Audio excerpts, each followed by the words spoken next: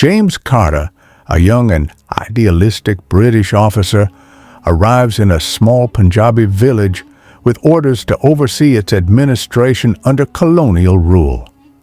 Tasked with modernizing the region, he is met with silent resentment from the villagers, who have endured years of exploitation. The British officers before him had abused their power, enforcing harsh taxes and disregarding local traditions. But James is different. He carries a worn-out dictionary, a symbol of his love for languages and a quiet respect for the cultures he encounters. Among the villagers, Nooran stands out, a spirited and educated Punjabi girl. She works as a translator for the British to support her family after her father's death. Unlike others, she refuses to bow her head in submission, her sharp wit and unyielding pride making her both respected and feared.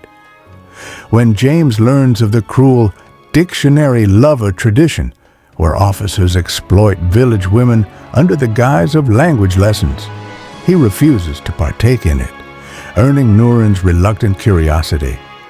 Intrigued by her defiance and intelligence, James asks Nooran to teach him Punjabi and local customs, strictly as his language tutor.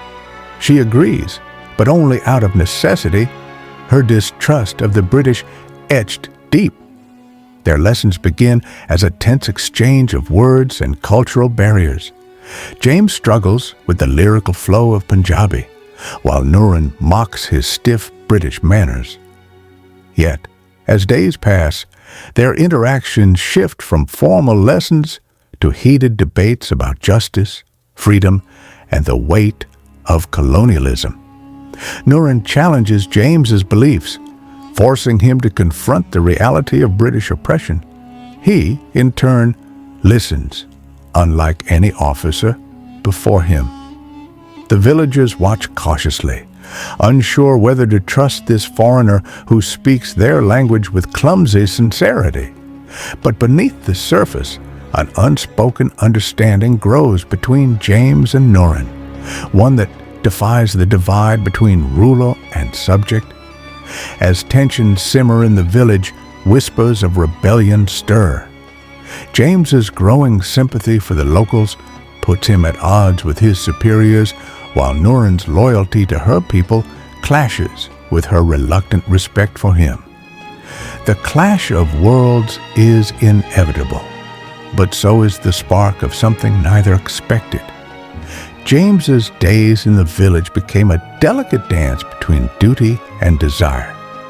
As he stumbled through Punjabi phrases, the villagers' laughter was no longer just at his accent, but with him, especially Nooran, whose eyes sparkled with mischief every time he mispronounced a word. Yet beneath the warmth of their shared moments, the weight of the empire's grip on Punjab loomed. Nooran, though kind to James, carried secrets. At night, she slipped away to aid her brother Karam and his fellow rebels, passing messages, hiding supplies, her heart torn between her people's struggle and the unfamiliar pull toward the British officer who recited poetry to her in broken Punjabi. One evening, under a sky thick with stars, they sat by the fields, the scent of ripe wheat hanging in the air. James, eager to impress, recited a verse by Bulleh Shah. Nooran burst into laughter at his butchered pronunciation, but then her voice softened, weaving the correct words into the night. The longing in her tone wasn't just for the poetry, it was for a world where love wasn't treason. James felt it too. In her presence, the rigid lines of his duty blurred, but reality crashed in when he intercepted a coded letter meant for Karam. The rebels planned an attack on a British supply train, one James was assigned to protect. Worse, the letter bore Nooran's familiar handwriting. His hand shook as he confronted her. "You're part of this?" he whispered. the betrayal sharp. Nooran's defiance wavered. "And what choice do we have?" She shot back, tears glistening. "Your crown bleeds us dry while our children starve." The truth hung between them. He was the enemy. Yet when she turned to leave, James caught her wrist. The touch burned.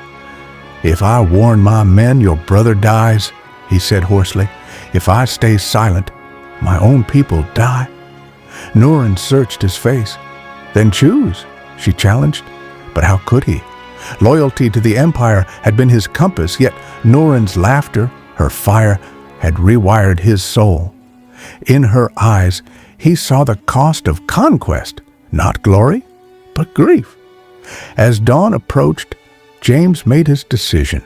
He would not betray her, but he couldn't betray his uniform either. The next morning, the supply train took an unexpected detour, one that spared both the rebels and his conscience.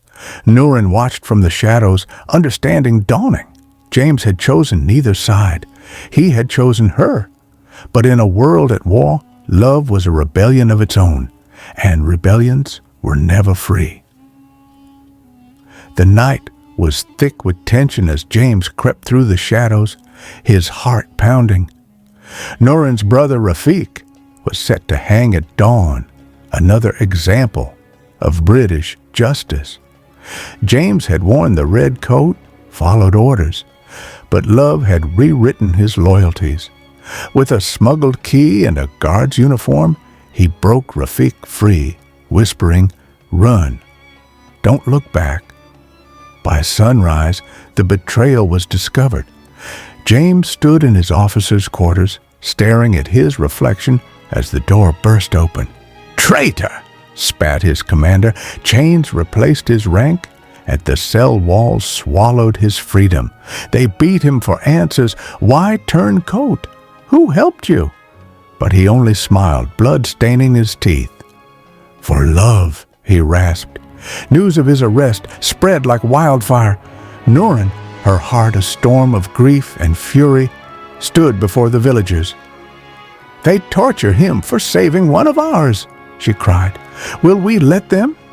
The crowd stirred, fists tightening. Scythes, sticks, and stolen rifles gleamed under the sun as they marched. Nooran at the helm, her voice a battle cry. The British lines wavered. Stones rained, muskets misfired, and for the first time, fear flickered in the soldiers' eyes. The villagers advanced, a tide of rage and hope. The redcoats retreated, leaving behind the jail and James. Nooran found him slumped against the wall, his uniform torn, his breath shallow. She cradled his face, tears mixing with his blood. "You fool," she sobbed. "Beautiful fool." James touched her cheek, his voice a whisper in broken Punjabi. "Mera naal chalo, Mary Nooran."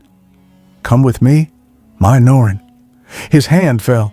The rebellion roared outside, but in that cell, the world went still.